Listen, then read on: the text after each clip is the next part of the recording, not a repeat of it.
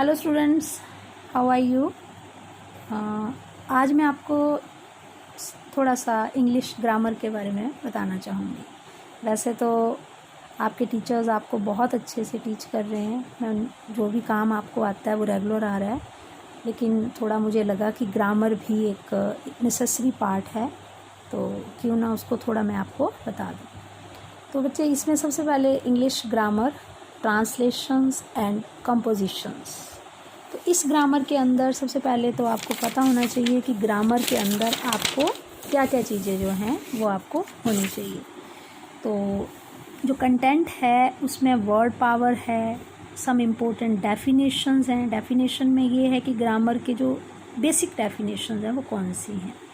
फिर सेंटेंसेस के बारे में है, clauses, combination, kinds and transformation of sentences के बारे में। आर्टिकल्स आपको पता होगा, ए, एन और द के बारे में।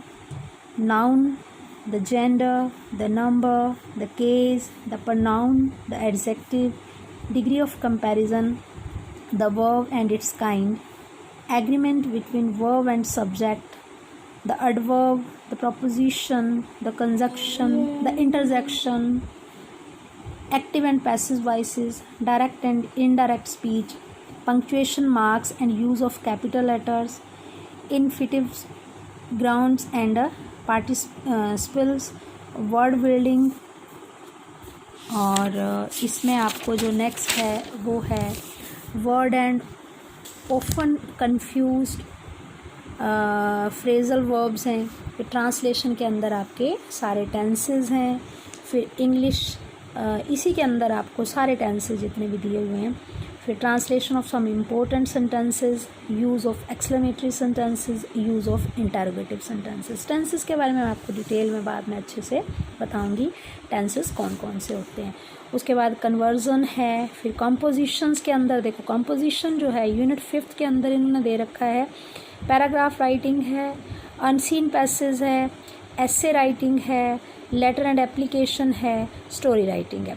बहुत इम्पोर्टेंट पार्ट ये माना जाता है ग्रामर का, जो कि आपको अप टू जब तक आप रीड करते रहोगे ये चीज़ें आपको कंपटीशन एग्ज़ाम तक ये चीज़ें जो हैं वो आती हैं। तो जनरल वोकैबलरी के बारे में तो बहुत टाइम लगेगा, मैं ज़रूर आपको बताऊंगी, लेकिन मैं शुरू जो कर रही हूँ आपका वो जनरल डेफिनेशन से जो है वो आपको बता रही हूँ। तो जनरल डेफिनेशंस के अंदर सबसे पहले आपको पता होना चाहिए कि ग्रामर की डेफिनेशन क्या होती है। ग्रामर, जिसको आपको पता है, आप क्या बोलते हो, व्याकरण। A set of rules which tells the correct use of language. आप हिंदी बोलते हो, हिंदी में आप देखो कि इंग्लिश बोलोगे, हिंदी बोलोगे, कोई भी लैंग्वेज बोलोगे, तो एक रूल के अंडर वो सारा जो है वो चलेगा। तो अलग अलग चीज़ें यूज़ होके ए सेट ऑफ रूल्स बने होंगे which tell the correct use of language, वो बताएगा कि लैंग्वेज आपकी करेक्ट है या नहीं। ग्रामर व्याकरण नियमों का वह समूह है जो हमें किसी भाषा के शुद्ध रूप में प्रयोग करने के विषय में बताता है।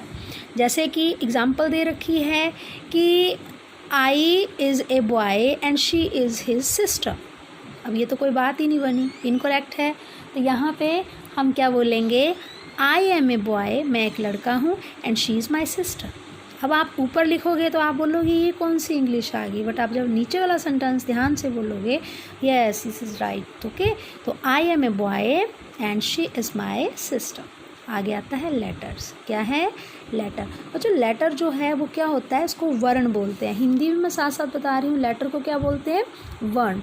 The smallest unit of language is called the letter. छोटी से छोटी, किसी भाषा की सबसे छोटी इकाई को वर्ण कहलाती है। The smallest unit of language, language जहाँ से आप बोल सकते हो कि सबसे छोटा ए बी सी जो भी है वो आदि अंग्रेजी भाषा के वर्ण हैं, ये सारे इसके अंदर आते हैं। लेटर दो तरह के होते हैं। Letters are of 2 types. वर्ण 2 किस्म के होते हैं। फर्स्ट कौन सा है, वोवेल्स। फर्स्ट क्या है, वोवेल्स। सेकंड क्या है, कॉन्सोनेंट्स। बहुत इंपॉर्टेंट है। वोवेल्स कौन से हैं, ए, ई, आई, ओ, you. A, E, I, O, you, ये 5 होते हैं। कॉन्सोनेंट्स कितने होते हैं, ये निकाल दो, बाकी जो अल्फ़ाबेट बचे वो सारे कॉन्स्टेंट्स हैं, B C D F G H J K L M N P Q R S T V W X Y Z. निकला क्या? ये 5 चीज़ें वहाँ से निकल गई। अब लेटर्स के बाद आता है वर्ड। वर्ड मतलब शब्द। अब शब्द बनेंगे ग्रुप ऑफ लेटर। अब 4 शब्द इकट्ठे किए, 4 वर्ड इकट्ठे किए, 4 लेटर्स इकट्ठे किए और वर्ड बना दिया group of letter. 4 letter, 5 letter, 6 letter को इकट्ठा किया, a group of letter that has some meaning is called word. और वो मिलके क्या बनाया उन्होंने? A word can be small और बिग। वर्णों का वह समूह जिसका कोई अर्थ होता है शब्द कहलाता है। शब्द छोटा अथवा बड़ा हो सकता है। Such as ox, cow, line, chair, telephone. Ox में 2 लेटर आए, काउ में 3 लेटर आए, लाइन में 4 लेटर आए, चेयर में 5 लेटर आए, टेलीफोन में तो 1 2 3 4 5 6 7 देखो कितने सारे लेटर बन के लेटर्स को जोड़ा, आपने वर्ड बना दिया। अब आता है बेटा फ्रेजेस। नेक्स्ट क्या है? फ्रेजेस। फ्रेजेस होता है वाक्यांश। फ्रेजेस क्या होता है? वाक्यांश।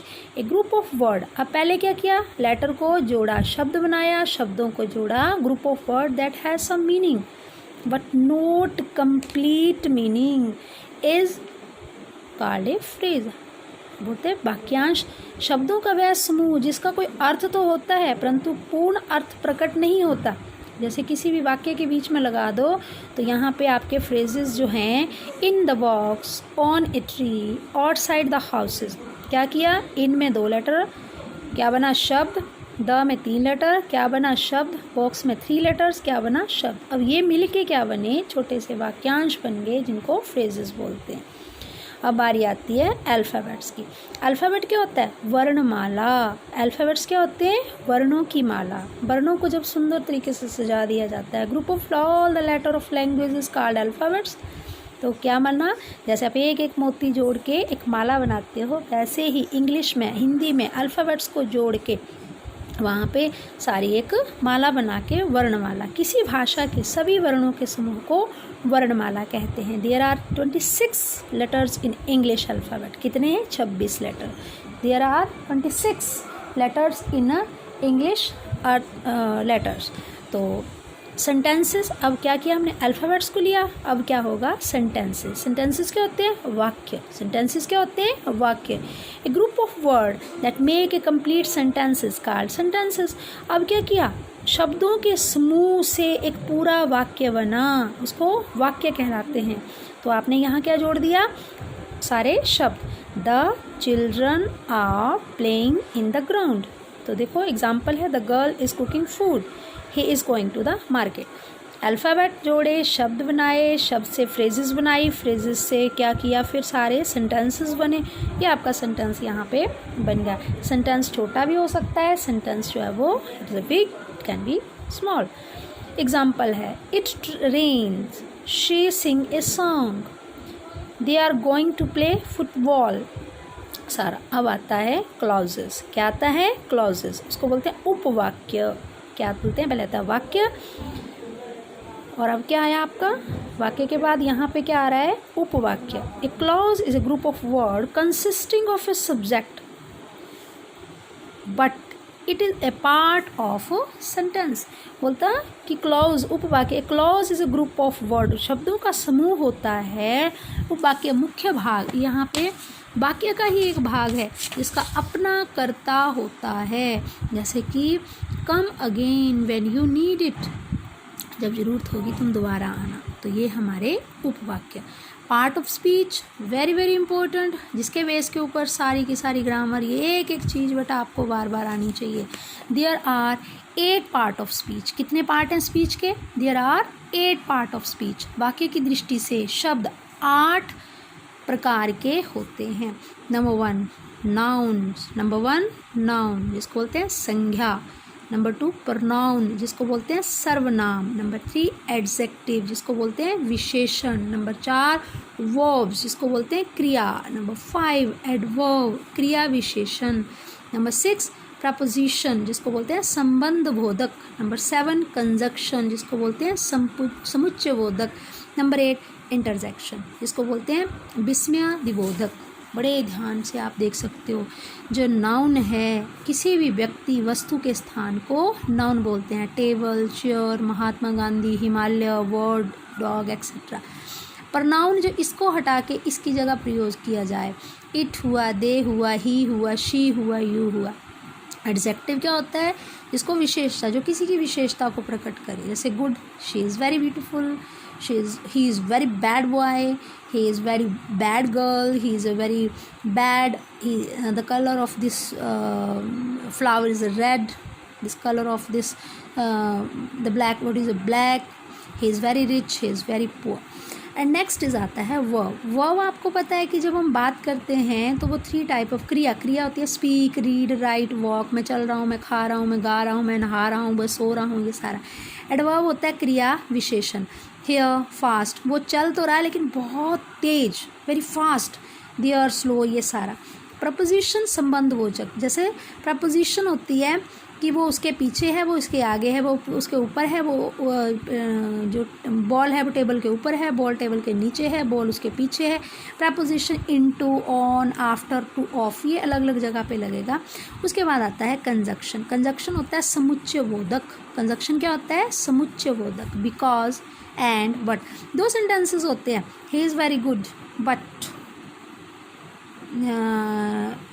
He is not a good student. He is very active, but he wake up very but बीच में जैसे I am going there because he called me, तो वो जो दोष उनको जोड़ रहा है वो। इंटरजेक्शन, विस्मय बोधक। कितना सुंदर फ्लावर, वाह आज तो मज़ा ही आ गया। कोई चीज़ खाते हो ना, वेल डन, वेल डन। तो ये विस्मय बोधक, जो विस्मय मतलब इसको क्या बोलते हैं? हम लोग बोलते हैं इंटरजेक्शन। तो ये आपको मैंने, आप इसको याद करने का तरीका बना सकते हो। आप देखो एन कितनी बार है, पी कितनी बार है, ए कितनी, लेकिन ये आपको पता, संज्ञा, सर्वनाम, विशेषण, क्रिया विशेषण, प्रपोजिशन, ये सारी चीज़ें आपको बार बार 10 टाइम इसको रीड करो, आज ही रीड करो, ये आपको ज़रूर आएंगी। तो बेटा ये वीडियो, संडे है आज, लेकिन फिर भी मुझे लग रहा है कि आपको ये बेसिक चीज़ों के बारे में पता होनी चाहिए। तो आपको ये वीडियो कैसा लगा? आप व्हाट्सएप के ऊपर हमें अच्छा लगा, बुरा लगा, ये लिख के भेज सकते हो। लेकिन ये बेसिक ग्रामर है जो सभी बच्चों को आनी चाहिए। तो ओके बेटा।